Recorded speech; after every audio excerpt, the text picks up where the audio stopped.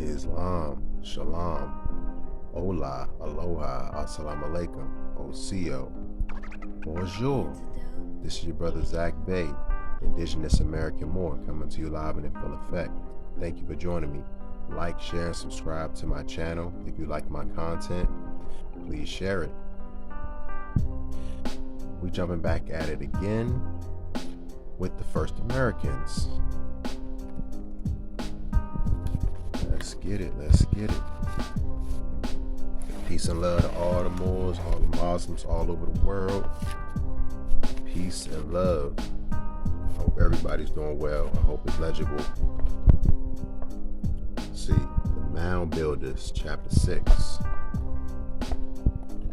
Let's see, when they were crossing into the Midwest, they found new lands dotted with hundreds of mysterious earthworks.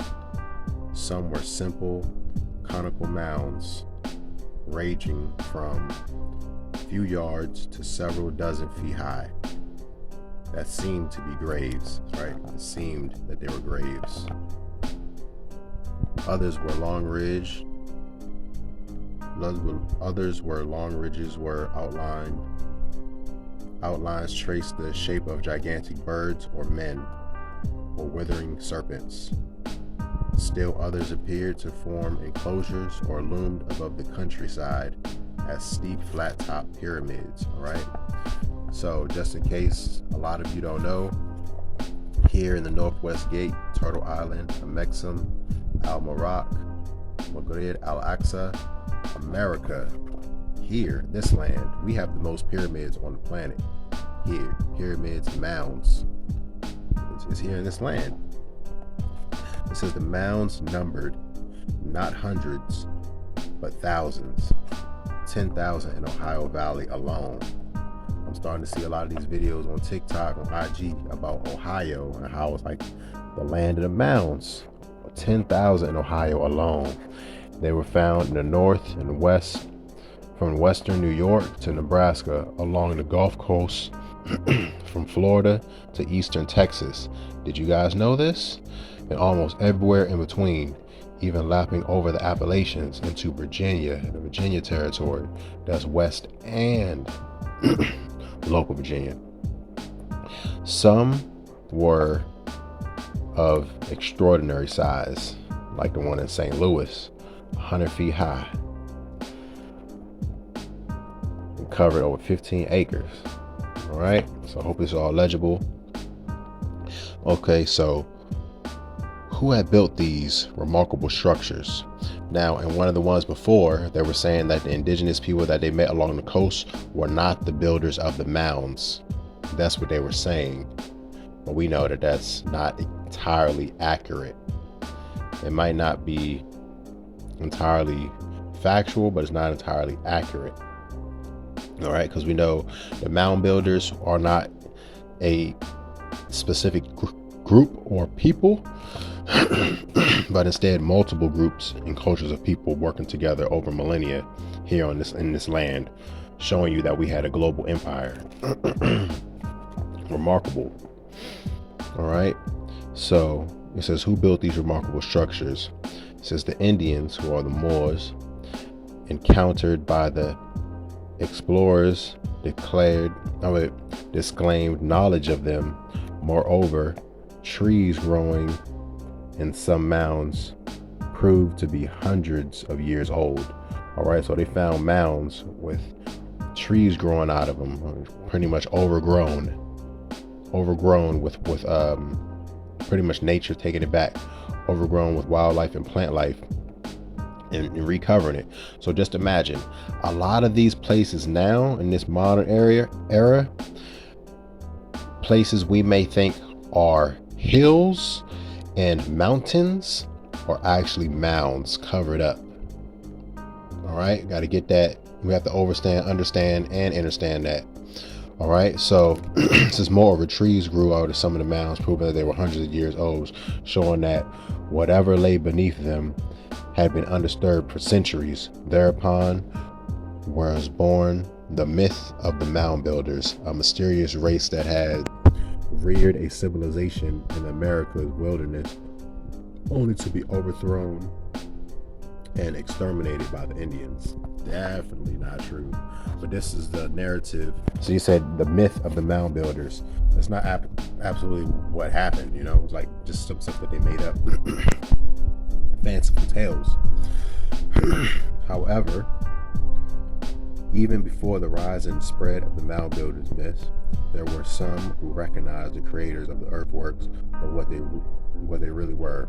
Writers such as the 18th century naturalist William Bertram, who had studied mounds during his travels in Georgia and Florida.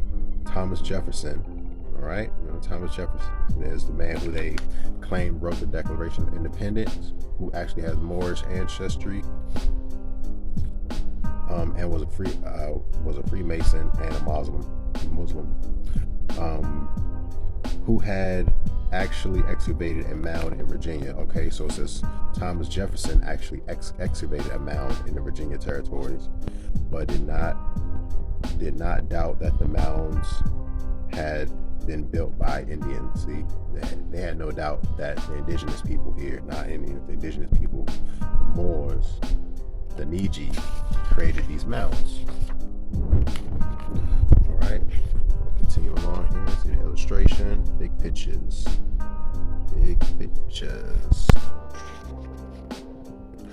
All right, so the links discovered. Let's see, I'm trying to get this so it's not so bright, so it can be legible for you all. The links discovered directly connecting the Indians and the mounds. I would say Moors. I hate using these words, their terms. The links discovered directly connecting the Indians and the mounds. The mound builders are so numerous and well established that there should no longer be any hesitation in accepting the theory that the two are one and the same people. Moreover, he continued a study of the earthworks in Ohio. Their contents should convince the archaeologists that they were built by several different tribes. And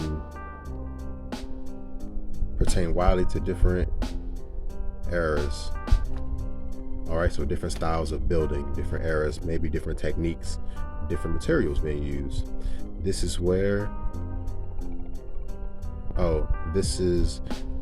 There was no such thing as a race or civilization of mound builders, but rather a number of different people stretching over a long period who built mounds. Reality, once it started to emerge, turns out to be as remarkable as the mound builders myth itself. Some of the settlers were large, sophisticated cities. Some of the settlements were large, sophisticated cities. Check this out. The settlements were large, sophisticated cities inhabited by traders and manufacturers who carried on thriving commerce over much of North America. They produced a culture, urban, rich, and complex, though also cruel, bigoted, and caste-ridden. See, these are just not exactly accurate about the whole caste system, us being bigoted and cruel. Yeah, that's definitely in the eye of the beholder. It's subjective, I would say. That was the most highly developed Indian society in North America, Moorish society, Niji society. All right, that some of the mounds were indeed burial places. Exactly. So not all of these mounds were tombs to keep our nobles or to keep exalted members of said tribes and families. All of them were not tools. Some were indeed temples. Some were ritual sites, and others were, of course, tombs. And some were just meeting and gathering places for different clans and tribes and things of that nature. Like I said, different rituals and different traditions. All right. So in a few instances, ceremonies holding several hundred graves, cemeteries holding several hundred graves, as well as elaborate and macabre furniture offerings. Other earthworks were designed primarily as ramparts, just like fortifications for like a military strategy, around fortified sites, or like the numerous effigies of birds and other creatures seem to have been focused on burial rituals. Traces of post and fallen walls and roofs atop many of the pyramid mounds show that they have been crowned by temples and official buildings. So a lot of these places were temples, they were pyramids, and they were official buildings. So there's definitely more here to read, but just to get a quick illustration of how some of these places may have looked. Here, this is a walled city in Illinois. All right, so if you can see that, you see how there's like a mound here, mounds, it's all walled off, right? Land is flat, not too many trees. It looks like it's areas that can be cultivated for farming. There's plenty of structures, but you see how there's mounds all over. And then even outside the city, there's plenty of other mounds, water sources. You can see how it's sectioned off like agriculture, so this is just a rough model. Trust me, our cities look a lot better than this. We have way more sophisticated technologies and building techniques to have it a lot less primitive than this looks, but these are the type of images that they like to portray as far as how we were living, as not as advanced as they were, but clearly we had complex commerce and building techniques that they have not mastered to this day. So I just wanted to go over this quick section of the First Americans, a little bit on the Mound Builders, and some of the Moorish architecture and the universal sciences that is a worldwide pretty much philosophy for our people in building earth structures. So thank you once again. This is your brother Tarik Bey, Indigenous American Moor. Please like, share, subscribe to my channel. Hit the notification bell if you want to get notified when I drop new content. Thank you. Peace and love to all the Moors. I.S.L.A.M.